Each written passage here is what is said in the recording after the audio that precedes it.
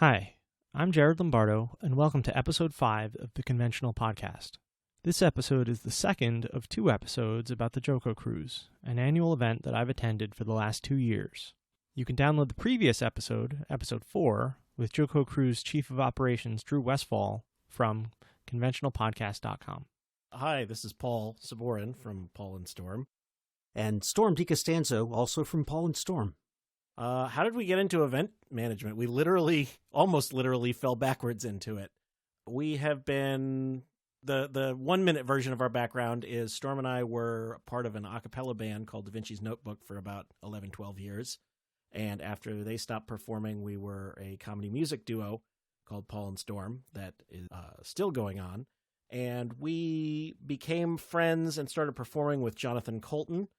And we share a booking agent. And our booking agent had been bugging us for a while to try doing an event cruise. Organizations like Bare Naked Ladies had been doing their cruise for a couple of years. And he said, go ahead. One thing that's huge before that in terms of event planning career is Woodstock. Oh, yeah, I guess that was before the cruise, wasn't it? Yeah. Yeah, as part of our sort of going around and doing concerts, we started co-hosting a annual variety concert called Woodstock, along with Adam Savage and Will Wheaton and the two of us. And the two of us tended to handle most of the logistics end of things because we are not famous like them. So that gave us actually some good experience at least once or several. We did a touring version of it for a little while. Gave us some experience sort of running concerts and events like that. So we had a bit of background there. And then, as I say, our booking agent had bugged us to do an event cruise. We took a poll. There seemed to be enough interest, so we ran one. The first year was run by a travel agent that we had been hooked up with. And the event went well, but we felt we could do a better job managing the event by ourselves. And luckily, it was, at first it was the two of us, Jonathan Colton, and we brought in, I think in starting in year two, partly starting in year two, and full-time by year three, Jonathan's, at the time, assistant, Drew, as a fourth partner. And our skill sets kind of fell. It just so happened that our skill sets fell into all the right places to kind of run the event. Drew was a programmer and handled a lot of the online work and logistics. I leaned towards running the programming of the event. And Storm, you can describe your skill set better than I can. Yeah, well, I'm not sure we've mentioned that that this is for JoCoCruise. Oh, that would probably be a good thing to mention. You know what? The introduction that has totally already been recorded will absolutely cover that information, I'm sure. So we're Paul and Storm, and we've run events over the course of our career as musicians and comedian type funny folks. By the way, in the entertainment world and in journalism, that's what's known as burying the lead. Yep. So yeah, we had this giant skill set and decided like fools we were going to conduct this cruise, which has evolved over the years. This is going to be its 9th year, sailing in 2019. Where it's a cruise, but it's also a music festival, comedy festival with a summer camp vibe. You have attended, so you know how hard it is to fully encompass what the thing is. But it basically is every possible thing I think you would need to do to run an event, and add to that it's on a ship in international waters and all of the customs and other fun details that go along with that. Yeah, and it has a sort of nerd-centric bent. I mean, it's not, it's kind of unofficially referred to by many as the nerd cruise or nerd boat, but it's not like we absolutely lead with that foot. We feel it, we don't want to just give the impression it's only for nerds. It's certainly very nerd friendly, and there's lots of sci-fi and fantasy authors and performers who have, more material that leans in that direction, but it is not exclusively that kind of event. So while we describe it sometimes as all the good parts of a Comic-Con without any of the stinky parts, metaphorically and literally, we like to think it has evolved into more than that. And we're still writers and comedians and musicians and all of those things, but in terms of time, it feels like we're travel agents quite a bit. So I prefer to refer to us as cruise magnates. That's right. Always wanted to be a magnate in something. Yep. And the main things that I do, and the four of us, Paul and I and Jonathan and the guy Drew, that he was referring to. We're kind of the operating core, but then each of us has our specialties. Paul's responsible for all the programming, so everything that happens on the ship is under his purview. I handle the finances and most of the marketing. So between us, most of the outward-facing stuff, we're responsible for it. We're directly involved with it. We're writing 1 billion emails for it. And then we also work with Drew on the operations. He's our chief operating officer, handles all of our IT and many more things. And then Jonathan, who's the CEO and president. And we have a weekly call who really he really is the guy who is providing the greatest amount of vision for it and is involved with all of the major decisions we make. So with you guys were, you have your musical act, comedy music stuff, and then you fell into Woodstock from that. But how did that get triggered? That was separate from the cruise. So Storm and I, as I described, we've been performing and touring musicians at this point for well over 20 years in various forms with each other. And over that time, because we are not incredibly famous and don't have an entourage and a bunch of people to run things for us, we got very used to sort of handling a lot of the logistics and details and technical aspects and everything ourselves. And we had, over the course of those years, become friendly with Will and Adam, and we always enjoyed hanging out together and occasionally performing together. And we struck on this idea because we were all going to be in the same area. I think the first time was going to be at San Francisco Sketchfest. It's actually a kind of a cool detail.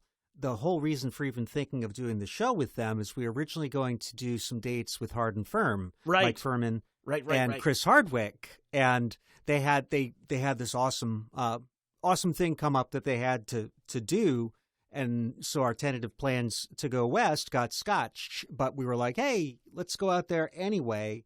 And I think, Paul, you were the one to first think, hey, we've become friends with Adam and Will. Maybe they would want to do a show. Yeah, we suggested it to Will first, and we were kicking around the idea, and we thought, well, let's make it a whole big variety show. We're going to be in San Francisco. Adam lives there. He was up for it, and we said, well, we've got some friends in town. Let's turn this into a big old, night of if not 1,000 stars, then 9 or 10 stars. And everybody had a good time. We enjoyed kind of handling that logistical end of things. I mean, I can certainly speak for myself that I get kind of a rush out of it, whether it's a power rush or something else, you tell me. But I sort of enjoy the sort of Muppet Show aspect of trying to throw together the stuff and put it out on stage and make it look good and staying just ahead of the crashing waves and what have you.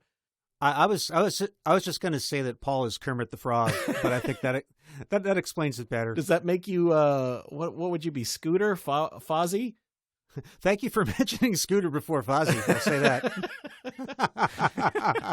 We'll throw up a poll. We'll see what Muppets we each are.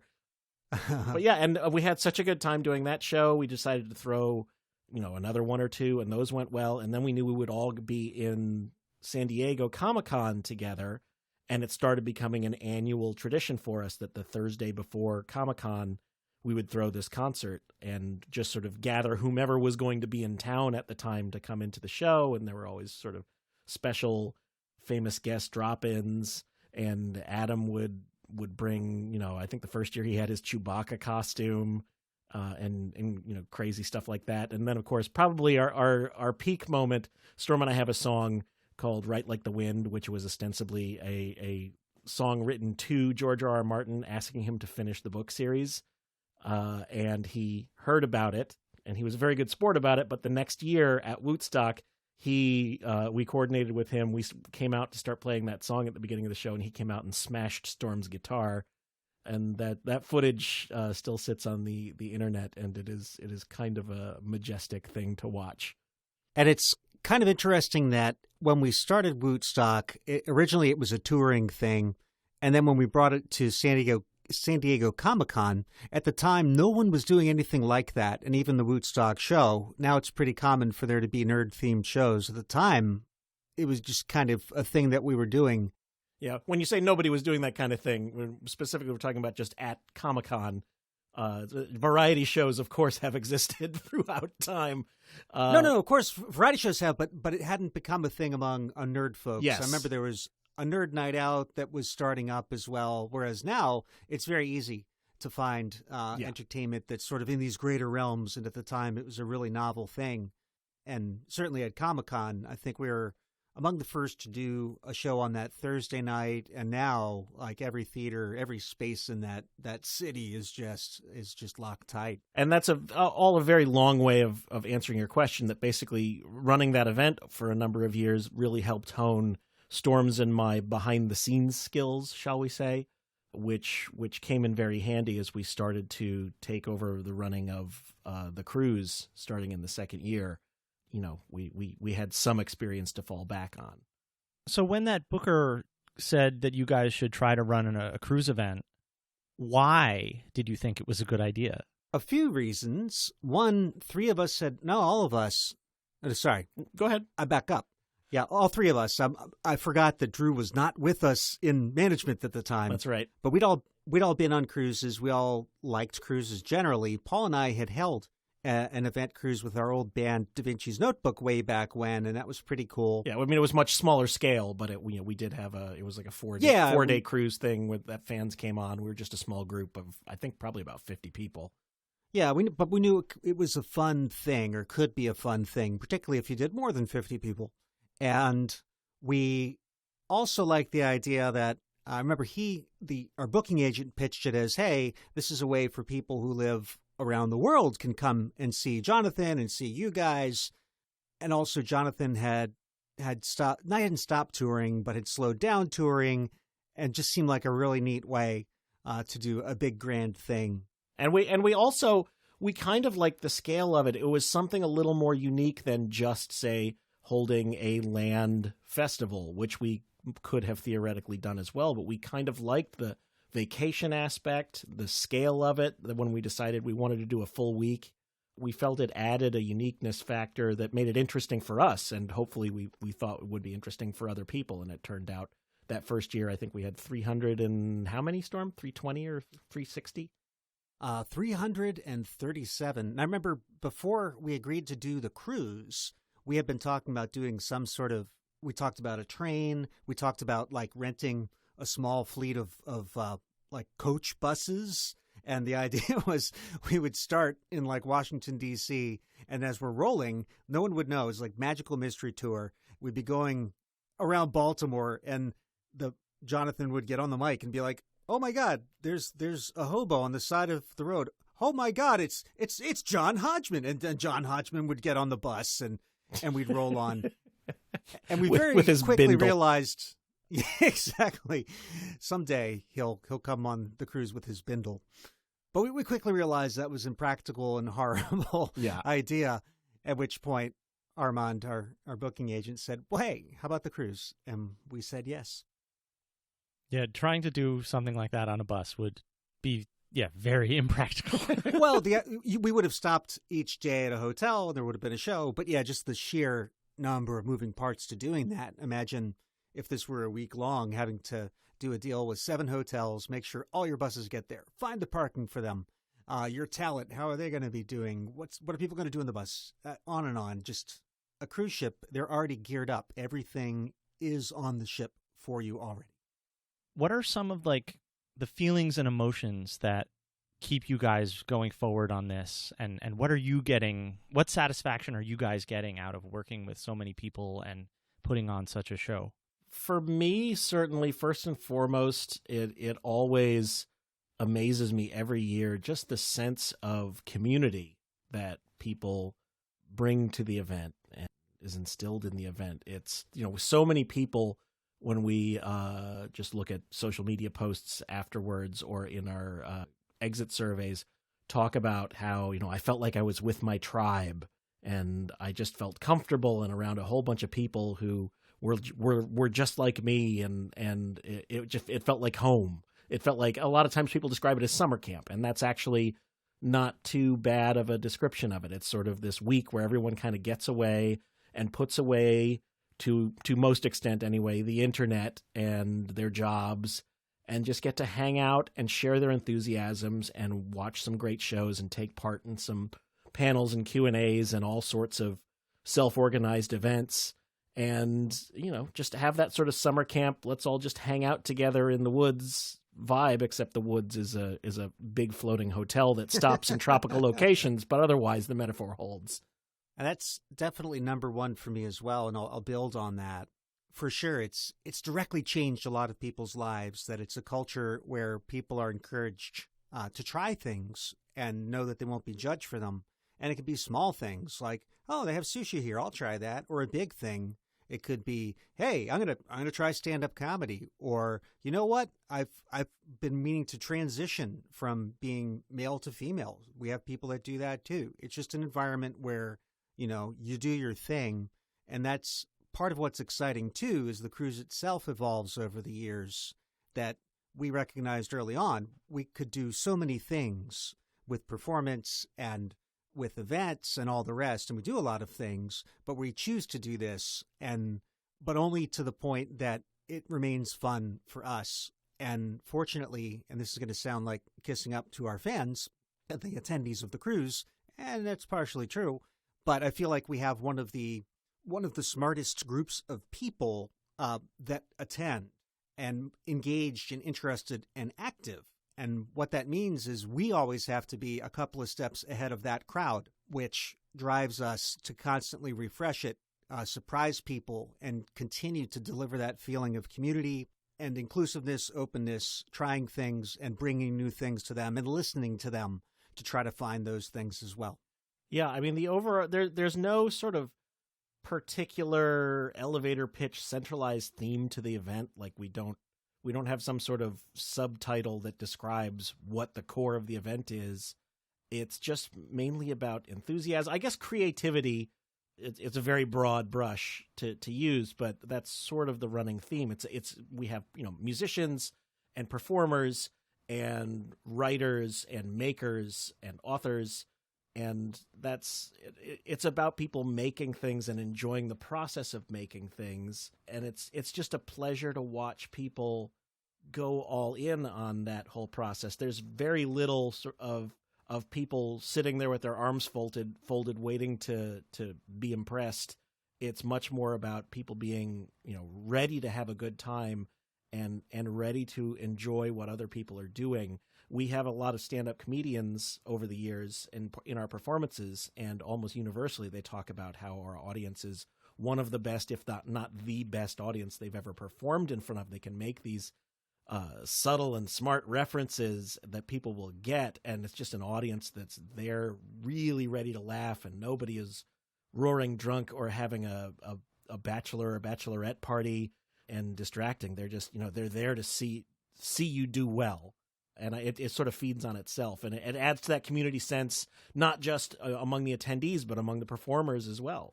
We get a lot of people who, the new people. Storm will back me up on this. I think it's sort of a standard process we can almost schedule at this point and watch happen. A performer who maybe is new to the cruise and maybe we're not so familiar with, if they're not a direct friend of ours, they'll be a little hesitant on the first day or two, trying to get a sense of the vibe of the event and see just what they've gotten themselves into. And by day 4, they are really going whole hog into it. And by day 5 or 6, invariably they will come to one of us and say, when you have me back next year, and I hope you have me back because I know exactly how I'm going to take this on the next time. Now that I get it, I can't wait to come back. And stepping back a bit in history, part of, I think, how we got here was one of our big inspirations was Penny Arcade Expo, PAX, and that we'd done a number of conventions, and we were really impressed by the emphasis on participation, doing things, unlike a lot of conventions, which can be great, but it's often you are receiving. You are waiting in a line to hear someone talk at you. You are going to a booth to have something signed. Maybe you get a picture taken, but that Penny Arcade Expo, it wasn't unique in this, but in a big way, it was about being engaged, participating, and also community. And that was, along with Woodstock, one of the larger elements that we fused into the DNA of JoCoCruise. Yeah. Penny Arcade Expo is really great. I actually had Kristen Lindsay from Penny Arcade on as episode 1. I used to actually run the PAX Info booth. Oh, wow. That's actually where I met you guys, was helping ship your stuff out from Boston at the end of the show. Yeah. Sounds about right. Well, Yep. like I saw you on stage also, but like that's where I first met you guys. Cool. So you talked about like trying new things all the time. What are some new things you've tried with the cruise that were really successful, and what were some new things you've tried that were really unsuccessful? I know where we're both going for the new thing we tried that was successful, I bet.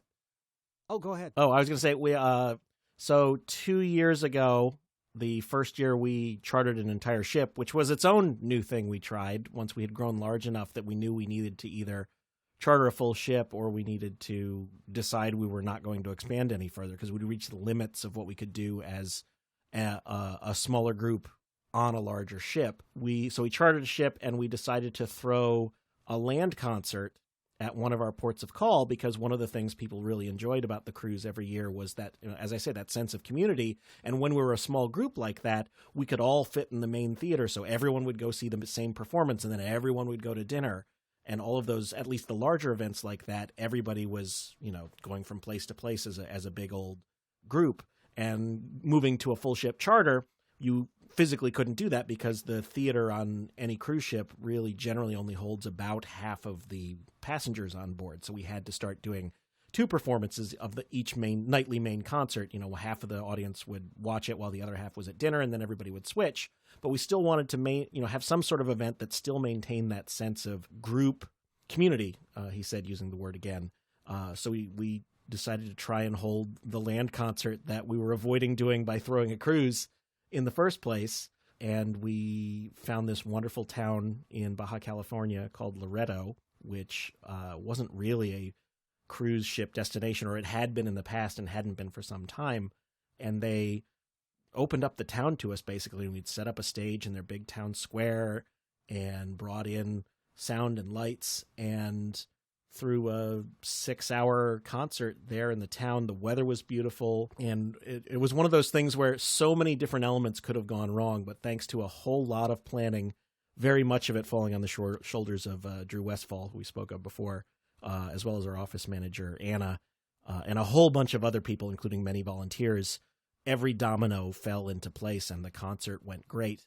So that was a thing we were thrilled to have go right, and we did it again last year, and luckily it wasn't a fluke, and it went great again. So we feel like it or something like it is an important part of the cruise every year. And I'll tick off a few smaller things, and then my favorite failure. So in general, we've been pretty careful when we add new things. It's because we've had feedback about it, or it's something that we've seen happening in the community and decide, hey, let's really get behind this and do it. So having increasing the amount of gaming, tabletop gaming, and really making that part of the cruise, that's become bigger and bigger every year, a huge success. We added crafting of all sorts to the cruise, and that doesn't do the same numbers, but it adds to it. Having authors do things in a way that maybe they wouldn't during the normal appearances, that's been a huge thing. So we have all these, and they're not really tracks, it's just these different things that people can be exposed to and appreciate, but always adding things to keep it fresh in that way. Another great success, if I can jump in early on, was we had space on the cruise ship that first year or two. The ship that we were using had conference rooms that generally don't get used by the regular passengers on a ship. So we had access to this space basically all week, and we kind of made it available to our people, and they started self-organizing events. This one person put together an iPhone handbell choir, just using this handbell app, and they did a thing, and another person wanted to give ballroom dancing lessons and things like that. And it evolved into what we ended up calling the Shadow Cruise, where we would make as much space as possible available to our attendees to go ahead and plan whatever they wanted. And we would help schedule it and give them the space and the tech support that they needed for whether it was a book club or a crafting group or different types of support groups or as I say, dance lessons or any, just about anything you can think of. People just taking advantage of the space. And again, I go back to the word sharing their enthusiasms and finding other people who share those enthusiasms. And it the past couple of years, we've had 250 to 300 hours worth of JoCoCruise events scheduled over the course of each week. It's just overwhelming to watch these people just sort of doing a lot of our work for us in a way, but just coming together and trying new things and supporting each other in those things. And that was one of the most impressive and heartwarming things from that first year or two, was to watch that happen and to help foster it. And it's very special to all of us in management that is a thing that continues to happen every year to the extent that it does. You ready for failure? Hit me with the failure. There's a very important lesson, I think, that we learned from this. And in the scale of failures, it's not terrible. Oh, I know where you're going. Go ahead. Oh, yeah. I think you know exactly what this is. So it was either the second or third year, and this was when Drew, our newest partner, the baby, he was just getting started with it.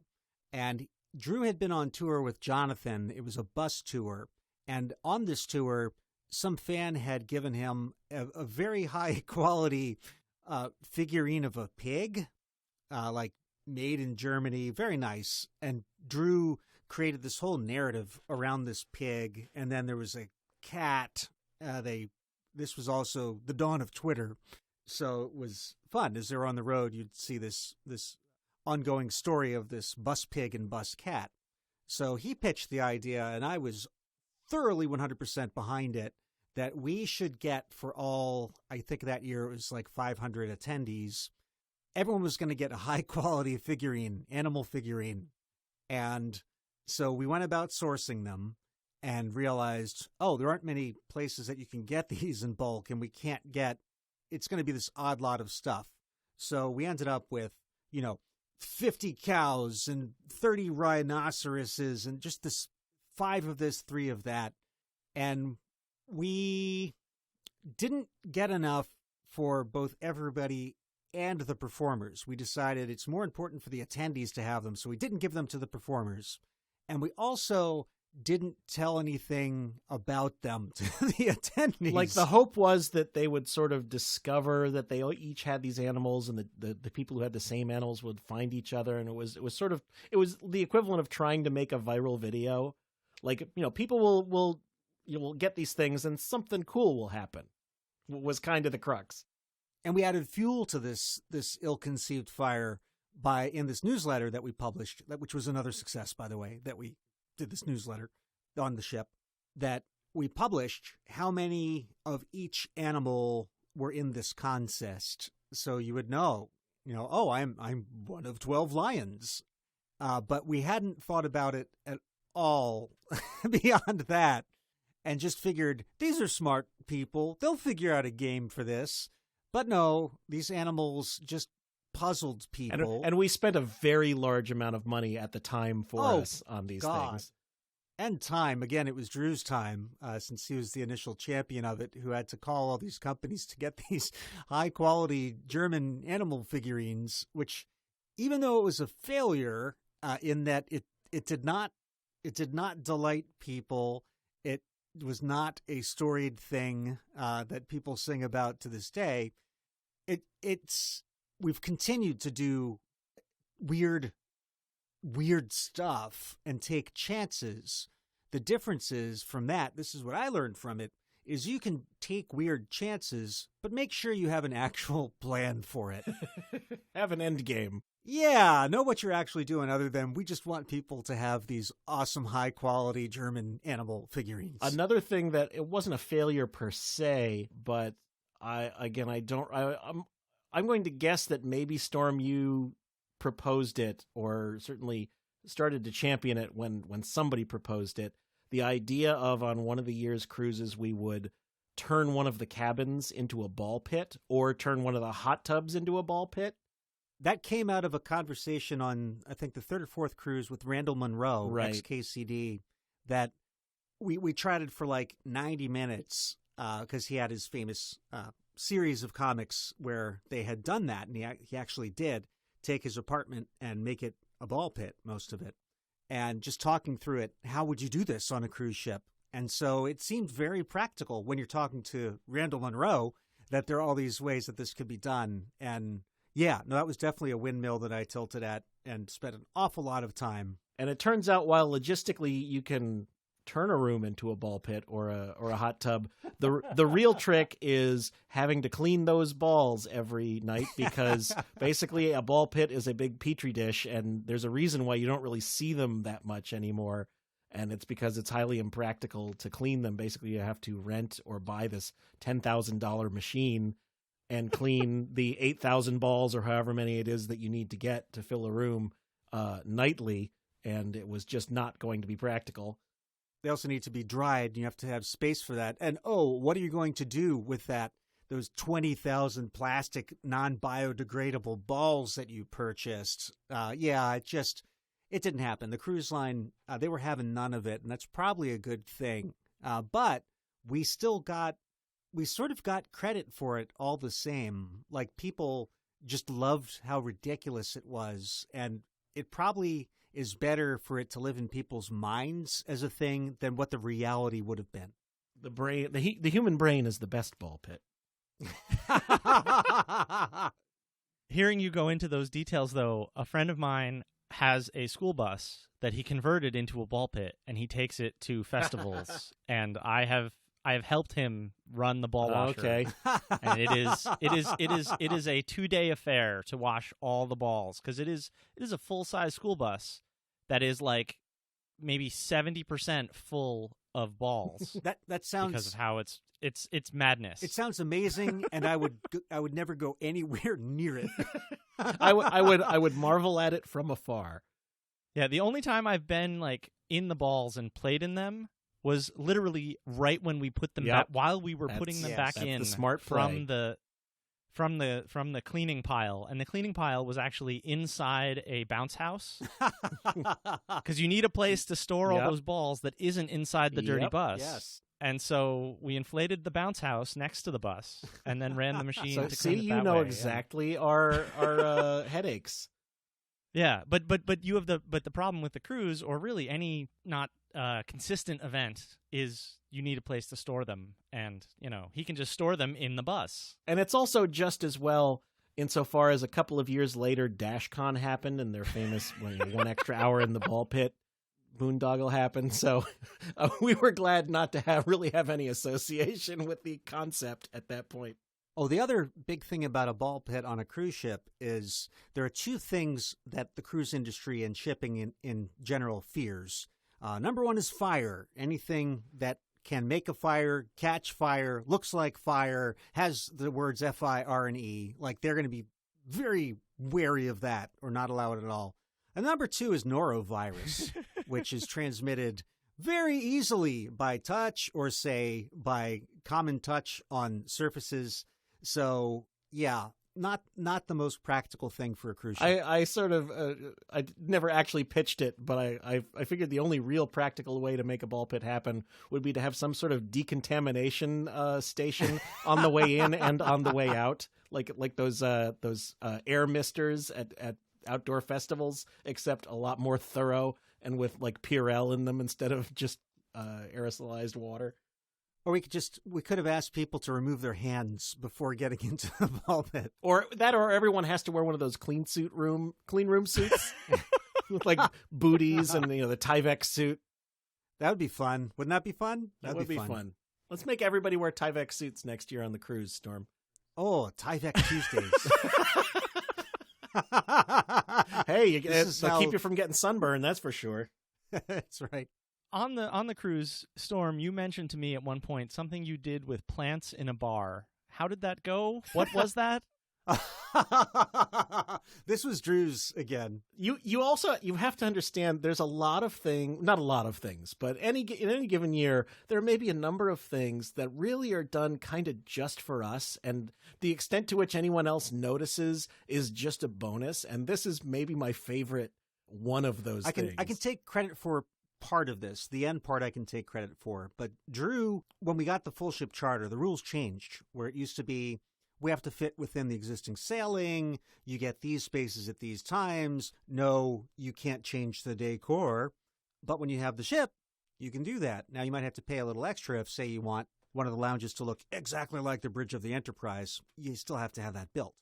But even at our scale, when we first went full ship, we had to do something. So there was a sports bar, modestly sized, and we knew for our crowd, maybe 5 to 10% of our attendees at most would be upset that there wasn't a sports bar.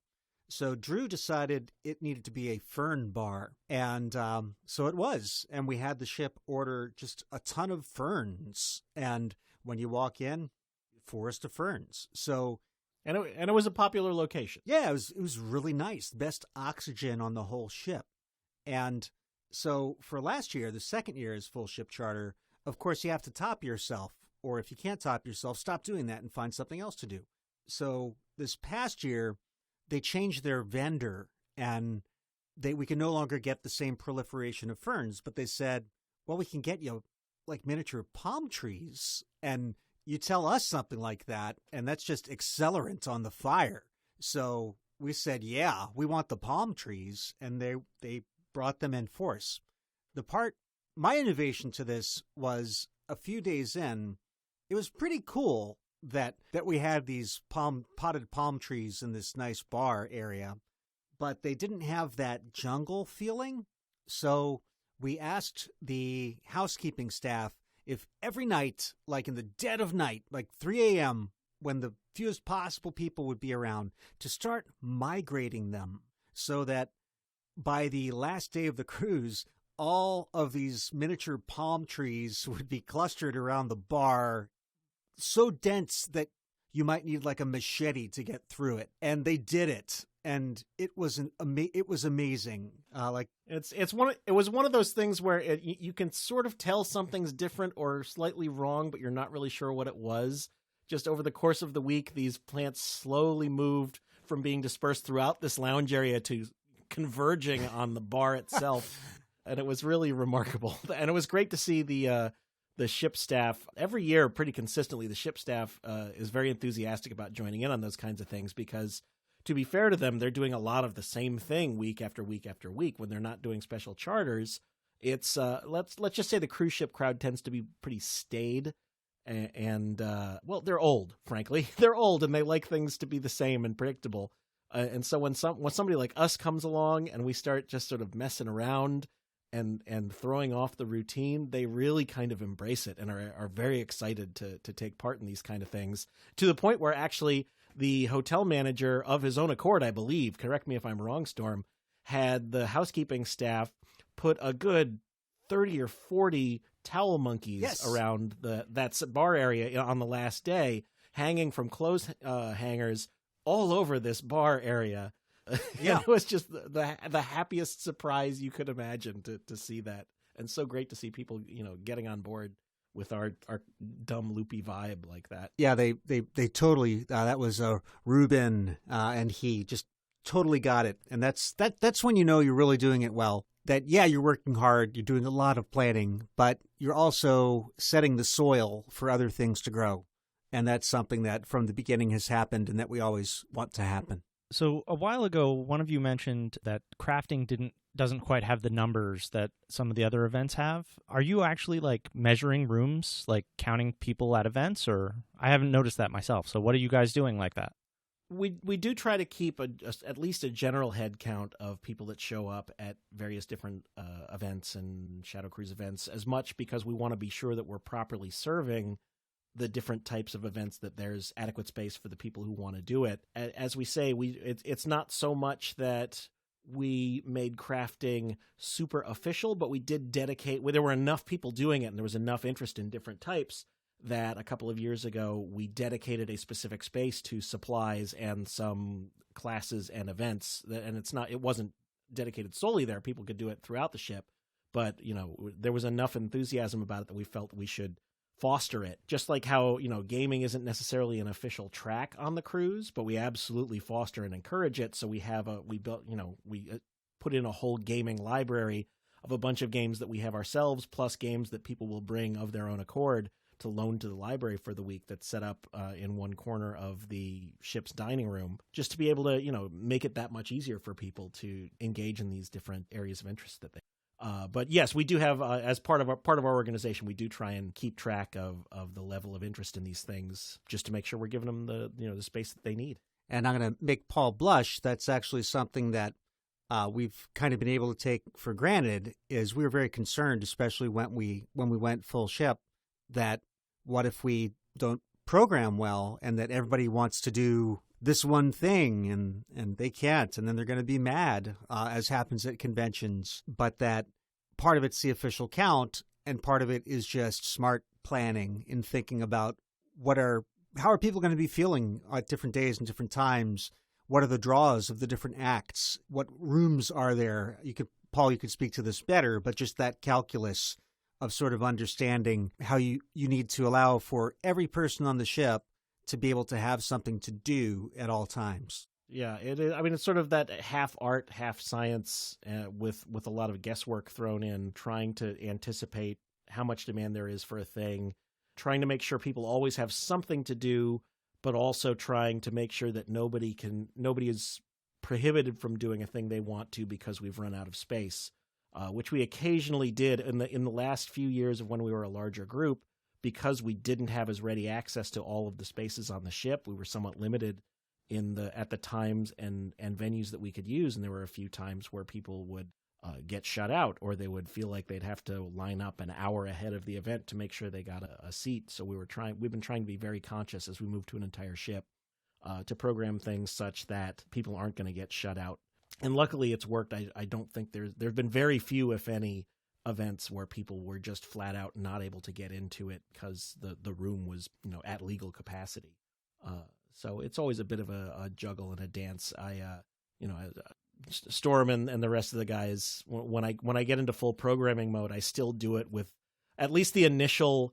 This isn't for everything, like it's not for all of the JoCoCruise events and such, but for the main events and the main programming throughout the days and evenings, I still do it with. I print out 11 by 17 schedules of paper, and then I have lots of I laminate those, and they have lots of little bits of paper of the different types of events we're looking to do, and I just mix and match them physically with tape, because while there are programs that you can do this type of scheduling, I still like to have it all right there in front of me every day all at once, that I can just see it all. And that part of just the physical aspect of doing it, it works best for me, as inefficient as it may be, especially when you accidentally lose a piece of paper that has an event on it. Sorry, Amy, man, you're scratched because it went under the couch and the cat ate it. Oh no. Yeah. My dog chewed up your panel there, Amy. Sorry. But yeah, it's just sort of, it's the dance that I get to do for this cruise, but it's not really any different than anybody having to program, any type of con, I would imagine, trying to balance interests and the physical limitations of a given space. Here, I'm sure you've discussed this, but one of the unspoken, but if you think about it for a second, understood secrets of programming conventions and things like that is you often have to, and sometimes it's smart to program two really awesome things right against each other, because while people will complain about it, you have to split the party sometimes because there's just not enough room for the entire party in place A or place B. And so as a person who attends cons, I get just as frustrated when it's like, oh, I want to go see this person speak, but I also want to go see this panel on the show that I love, and they're happening at the same time. Why are you doing that, you jerks? And it's like, well, it's on purpose.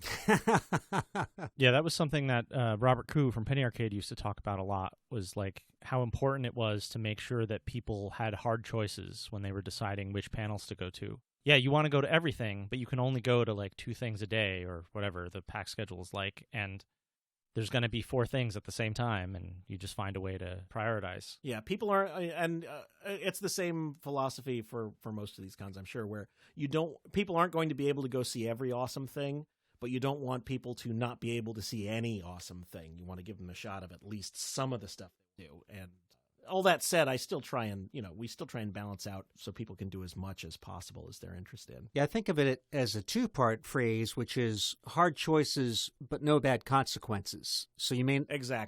You may not get into your first choice thing, but you're going to go to something that maybe you weren't expecting to, and you're going to be wowed. Like there's always going to be something awesome for you to do. Though from my personal experience, I have never been crowded out of any event, but I've only been the last 2 years when there's been a lot more space. Yeah. And you know what? Here, to talk about another thing that I thought, another thing that went well, a lot of the spaces on a cruise ship are too small to be particularly useful for a lot of things. Like there's this one space called the boardroom, which is just this kind of closed off. It used to be a smoking lounge, I think.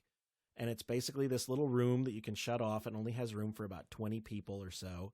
And we hit on the idea that we brought 3 different close-up magicians onto the cruise. I guess this was 3 years ago. And they did shows throughout the days we were at sea and the evenings when we're in ports. And it was a thing we didn't make a huge deal of. We let it because we knew only a certain, because of the size of the room, only so many people were ever going to get to go see these shows. So, but we let people find out about it through word of mouth, and they were still on the schedule and such. They weren't like secrets, but we just didn't particularly feature them. We let that be a thing that people discovered. In my opinion, a super cool thing they discovered that actually made the size of the room work for us, because the whole point of close-up magic is you're right there and you're seeing it happen from 5 or 10 feet away. So I was proud of that particular idea of ours and the way we executed it. Well, one of these days, I hope we can bring it back. That's actually our challenge this year. Is I haven't checked lately, but last I checked, we were 6 cabins away from selling out the 2019 cruise, which sails in March of 2019, which is insane. But it does mean our margin for error is going to be a lot thinner, because there were still a lot of people on the ship the past 2 years. And these ships are designed in a way that you should never feel crowded in them, even when they're full up. But it does mean we need to be inventive about our programming, and we don't want to give away any of the things we're planning yet. But having some things that maybe are more passive for people to do, in addition to all of the programming, the JoCoCruise programming, the gaming, the crafting, the rest, so that we have a little more margin for error, that there will be tons of things. But on a cruise ship, there's also the benefit of it being pretty nice just to sit in a lounge chair by the pool or just stare out at the ocean. So it's not so bad. Paul, you mentioned the way you do the programming. Are there any other organizational techniques you guys use to make your stuff happen? Well, there's a lot of ends to that. Drew is the guy who handles all of our logistics, all of our booking. And that is a whole other beast that rides side by side with the programming beast. So that's sort of it's less sexy stuff that if it's done right, you never see it. But it's a year-round process. We use an app called Airtable, which enables incredible level of detail organizing, where you enter it into this app once. It's more or less a relational database crossed with Excel, and that you can spin out this data for pretty much any purpose you require. So we will have our entire manifest of guests in this database, and then if we want to cull aside a section of them, say everyone who's been on every cruise every year, with just a couple of clicks of a button, we can pull up that list and invite them to a gathering, that sort of thing. So definitely we've found and developed tools over the years for the back end that enable us to get a lot more done, do a lot more intricate planning without necessarily needing to have a lot more people doing it. Also, a lot of the work gets done for the cruise every year by volunteers, because we just, we're simply not big enough and don't have the income to be able to have a full staff to run all of our events and all our behind the scenes activities. Or if we were to be able to afford that, we'd have to price the cruise at a much higher rate, much more prohibitive rate, which we do not want to do. So over the past couple of years, Drew and Ann have been working very hard building a wiki, essentially, to standardize and get job descriptions for a lot of these positions, both volunteer and staff positions. We have built out a staff. It's not a large staff, but a number of people who we employ either part-time or a couple of them full-time through the year to help put the cruise together. And it's been very helpful. Things worked much more efficiently this past year, thanks to their efforts to really sort of lay out the various job descriptions and requirements of all these different roles. We we were able to, the short version is we were able to get a lot more done more efficiently this past year with a smaller staff size than in the previous year, the first year we went full ship. And thank God for that.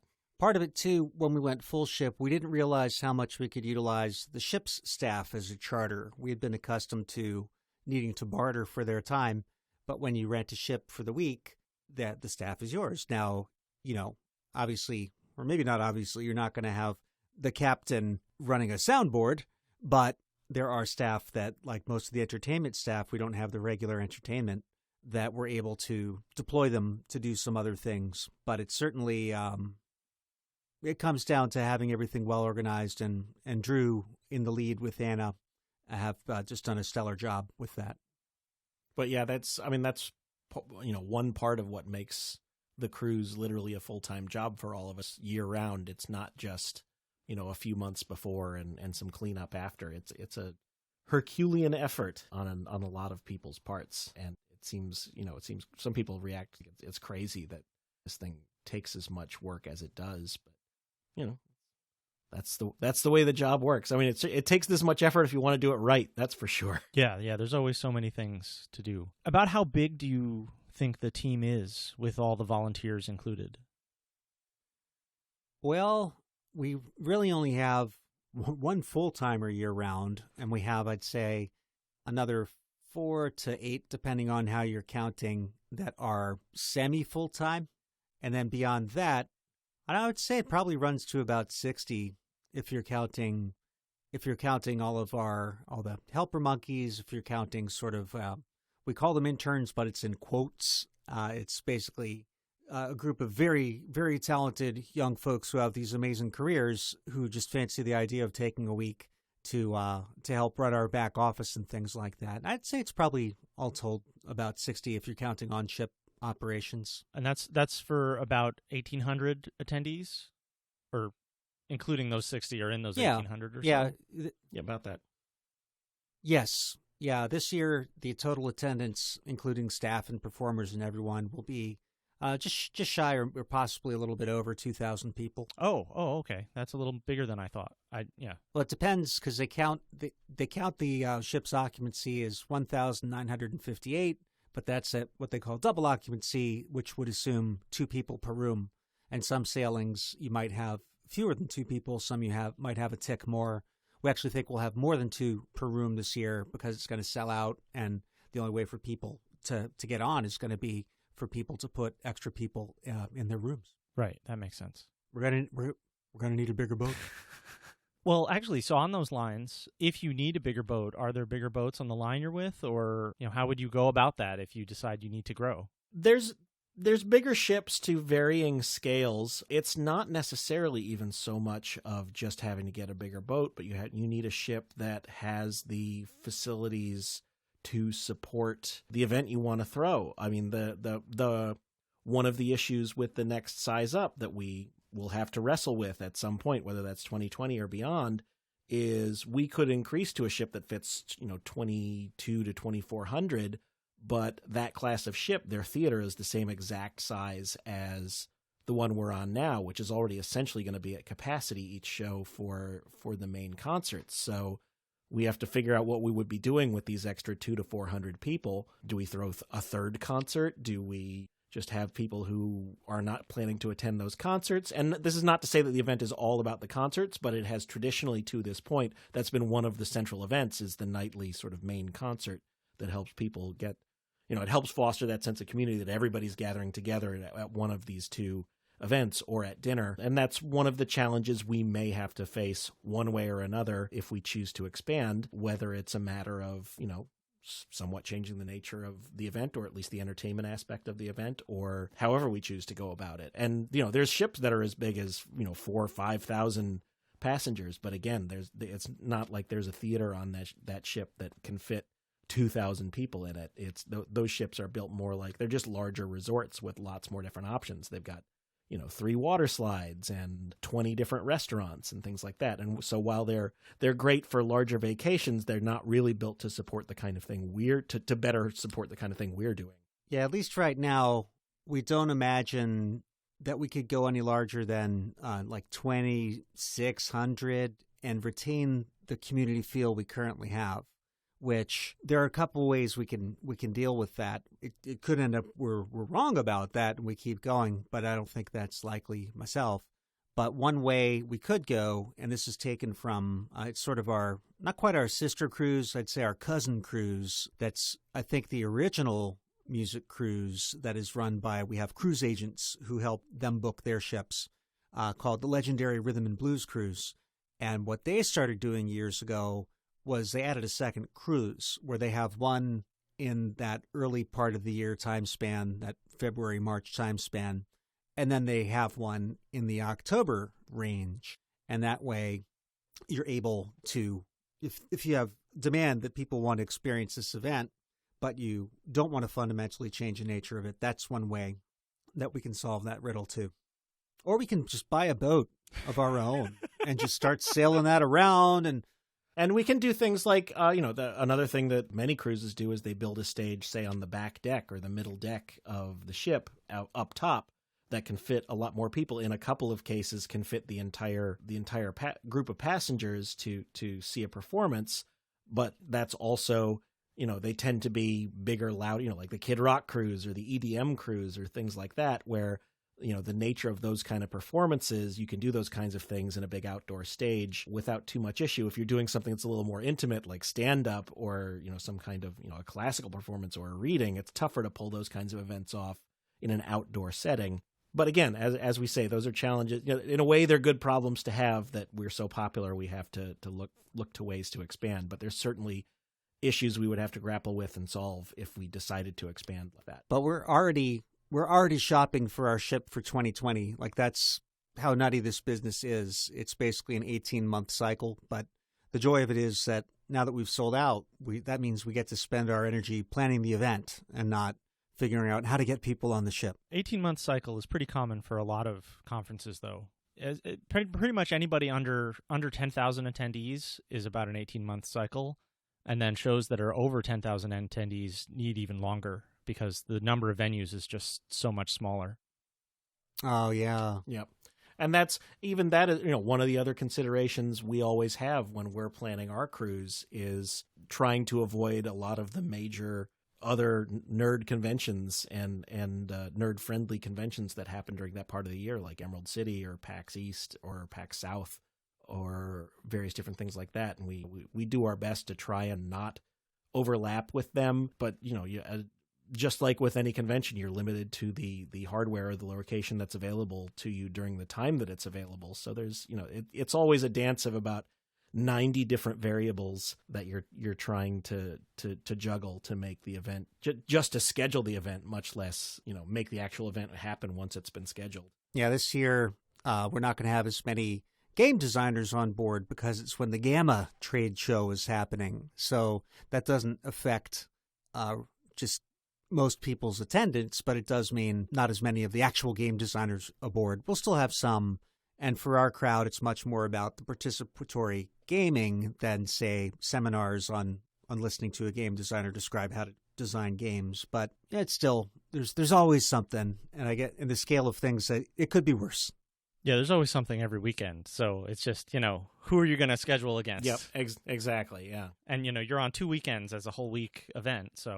So early on, we talked a lot about community and how people sort of find their home in this show. And I did a short interview with Drew while we were on the ship that he also talked a lot about building community and safety. And then, so on that topic, one thing that happened this year, there were some code of conduct violations. What happened and how are you moving forward on those things?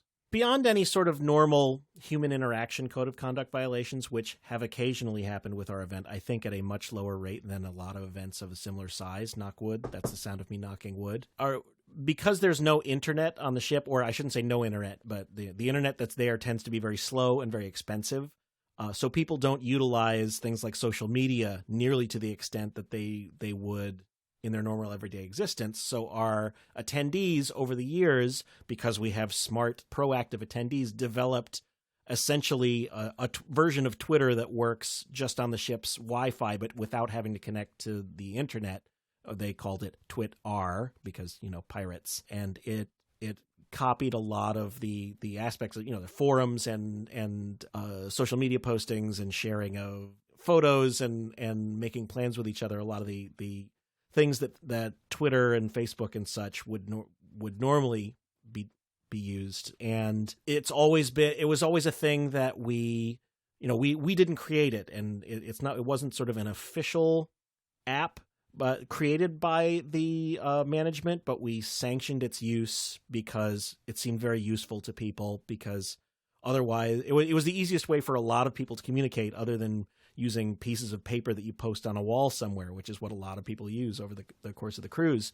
But partly just due to, I think, the event growing larger, and maybe it's human nature, what have you, some of the aspects of social media and Twitter and such started to rear their head in Twitter this year. Some interpersonal conflicts, or people saying some, let's say, not nice things about another passenger, and it was obvious who that passenger was, and people engaging with each other like that. And we didn't have the infrastructure in place, frankly, to be able to monitor that, because it is a thing, partly because it's not our app, and partly it just had not been an issue up until this point. We didn't have moderators or even a system of moderating this other than piecemeal. And it kind of started to snowball a bit, a number of different incidents happening at once that, it made it tough and impacted some people's enjoyment of the event. And so we realized after this year that we need to take a stronger hand if we want to have this or any sort of similar app or social media posting system. Sorry, I'm losing my train of thought a little bit here because I'm getting a little tired. Feel free to take over, Storm. Yeah, no, we had a very serious discussion because we got blindsided by it, because it had never been anything but a pleasant experience where everyone was kind and courteous. And then for it to crop up on, it was day 5 or 6, we basically had a choice of, we can just say, okay, we're just going to let this ride, but we couldn't come up with moderation on short notice. So for this year, we seriously debated if we should even have it at all. That if we're trying to get away from the worst aspects of social media, and had for a long time, but we are now working more directly, Drew is, with the dev team that have developed each of these things that people interact with, reimagine them in a way that will encourage the better angels and not reward bad behavior. Like, the simplest thing is the way this Twitter service works is you would log into it and instantly you'd be dumped into the big feed where there are no divisions, no choice of who you're following. You are just going to see everything that anybody is putting there. And I think that is something that if there is someone who feels like, for whatever reason, they want a stage to air their grievances of whatever it is, because that's one of the things that people want to express sometimes, that was a very big stage. And there are ways that you can structure an app that will still allow people places to say what they like. You can't shut that down entirely, I don't believe. But that that'll help minimize that, as well as systems of moderation that will help make it a task that a single person or a couple of people can do, and not this punitive thing where people are constantly fearing they're going to be banned for saying the wrong thing.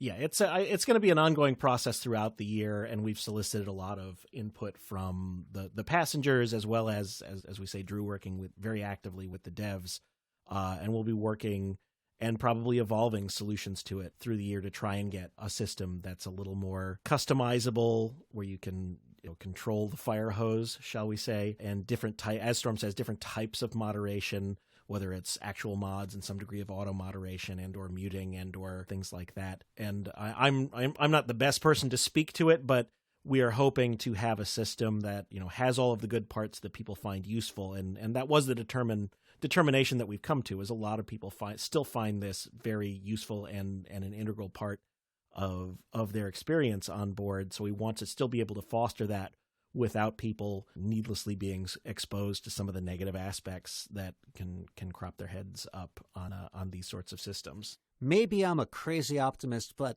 I think we're going to solve it, and I think it's going to be the beginning of a new dawn on the internet. We're going to take it... Internet 3.0, you heard it here first. That's right. It's gonna generate out from JoCoCruise. It's going to be so awesome. We're skipping to 5.0. It's going to be... There we go. Internet 5.0 coming to you after JoCoCruise 2019. Now, building up the community and things like that to fix the issues that were experienced on Twitter I'm sure will really help a lot of people. So yeah, and everyone seems invested in making it work too. It's not like we're trying to come down from on high and make some declarations of this will happen this way and that will happen that way. We've been trying to very actively from the beginning work with the passengers and the devs to come up with a solution that, you're never going to please everyone, but that the most people will be the most happy with, because we don't want to, it would be easy for us in a lot of ways to be able to just sort of dictate to people how they should and shouldn't enjoy the cruise. But frankly, that's not our job. It'd be so great to say, you know what, turn off the internet for a week. We're not letting the ship have the internet go, and we're not going to have Twitter, and people will just have to learn how to live without their phones and their laptops for a week. But that's not really what we're about, or what the event should be about. We need to, we want to foster everyone's better angels, as Storm says, but we don't want to tell in any way, we don't really want to tell anyone how they should or shouldn't enjoy their cruise and their vacation that they have paid a large sum of money to attend. So instead, we have to just work towards, the best solution that's going to cause the least problems for the most people. Yeah, we're setting the soil. Last year, the soil maybe went a little sour, so we're refreshing it. that works. That makes a lot of sense. Send in the fungus. That'll take care of it. That's JoCoCruise 2019 slogan. Send in the fungus. Waka, waka, waka. I think we know which Muppet you are now, Storm. Sometimes. Yeah. Well, sometimes. yeah. Well, Scooter was pretty much never on stage, so that also makes you Fozzie. You're like some sort of weird DNA splice of Scooter and Fozzie and Gonzo. Well, I was going to say Gonzo is certainly a Gonzo. So I'm sort of an Omni Muppet. I'm a little Rolf too. You do have all of your history of work with chickens. That's true. I do adore chickens. Is there some actual chicken history there? No, I'm just messing with him. Yeah, No. I think they're fine. Chickens are fine. JoCoCruise 2020, everybody gets a chicken, courtesy of Storm. That's even worse than the fake animals. That would be kind of, I have to admit, a piece of me thinks it would be incredible for everybody to walk into their stateroom on day one, and there's a little baby chick for each person in that room, and that's just sitting in the bathtub. And that's the moment that Mrs. Storm divorces Storm. Well, that would be a disaster, because I would not. Yeah, happy. But what a glorious disaster it would be, though. Maybe for you. We put them all in the pool. We just let them swim around. I don't think chickens swim, Paul. Oh no, those are ducklings. Okay, I'm changing the plan. No, you just went WKRP on this. I suppose I did. I don't know what conference it was, but it's something that Max Temkin and Pat Rothfuss were at. Pat, we were at that. It was at Gen Con. Oh, we were there for that. Yes, where Max did something to. Oh, that's right. Max saw Pat at a restaurant, and Pat was in the middle of a interview or something, and didn't really acknowledge Max. So Max decided to get back at Pat by ordering him a bowl of about 24 hard-boiled eggs. And so Pat, being the devious son of a bitch that he is, in turn had his people work such that a box of, I think it was 12 or 24 baby chicks delivered to Max's room. That was where, when I said he walked in and they were in the bathtub, that is how Max found all these baby chicks when he came into his room. Like, they broke into his hotel room to do this. They somehow got the hotel management to let them into Max's room. Yeah, that was pretty legendary. But then Max had to deal with all those chickens. Exactly. He had to find some something to do with them. And I think he had to drive home with them, or he had to find somebody local to take them. But I just love that. It was within 24 hours. Like Pat sourced baby chicks in less than 24 hours in Indianapolis. When the weight of world builders wants to make something happen, they can do something. That's the truth. That's the truth. Do not cross your favorite fantasy authors, because they will inundate you with farm animals. As he'll use animal lives to punk you. Do you want to talk about propulsion? We know a lot about ship propulsion. No, I don't want to talk about ship propulsion. Yeah, not a lot of cons have as many propulsion issues as ours does. Here's another little annoying fact of our cruise versus any other con is there's a lot of different scheduling apps out there. We've been using one for a number of years. It's called Sked. It's the same scheduling app that San Diego Comic-Con uses, and a whole bunch of other events.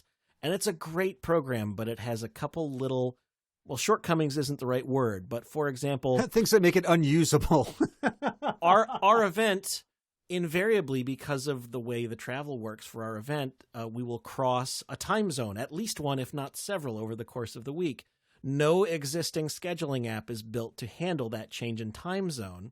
So if you use, on Sked, you can import their schedule into your personal, or your iCal or your Google Calendar, but it won't factor in that time change. So all of the events on one side or the other of the time zone, depending on your settings, will be off by an hour.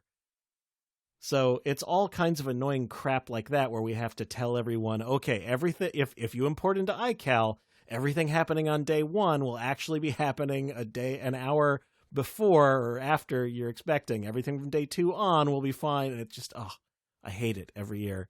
Super confusing if you've put anything on your phone. And really the way to solve the problem is to spend $10,000 to $30,000 to develop your own scheduling app. Yeah, that would be terrible. Not ideal. No. Nope. How should people reach out to you if they want to get in touch and learn more about any of the things you've worked on, or book for 2020? Because 2019, I'm sure, will be sold out by the time this airs.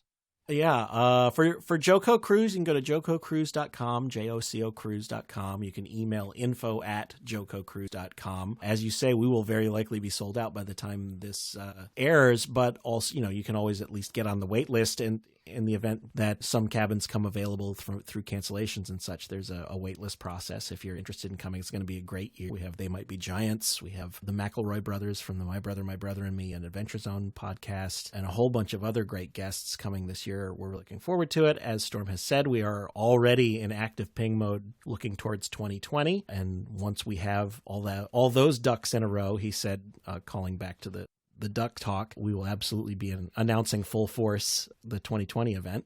You can find Paul and Storm a number of places. We do actually have a website called paulandstorm.com. I don't think we've updated it in like a year, but that's because we mostly live on Twitter. If you're looking to engage with us directly.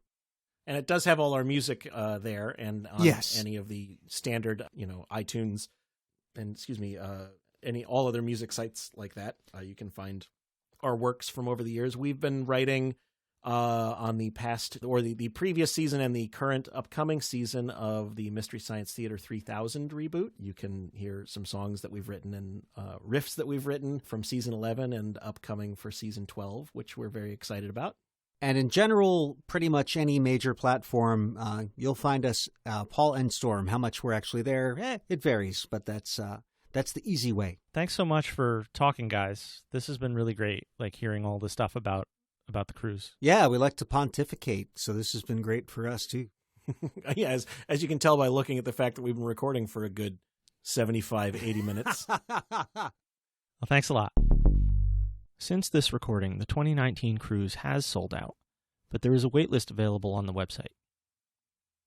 Show notes and a feedback form are available at conventionalpodcast.com, and you can reach out to me on Twitter at conventionalpod or by email at conventionalpodcast@gmail.com. Please let me know if you have any comments about the show or suggestions for guests. Thanks for listening.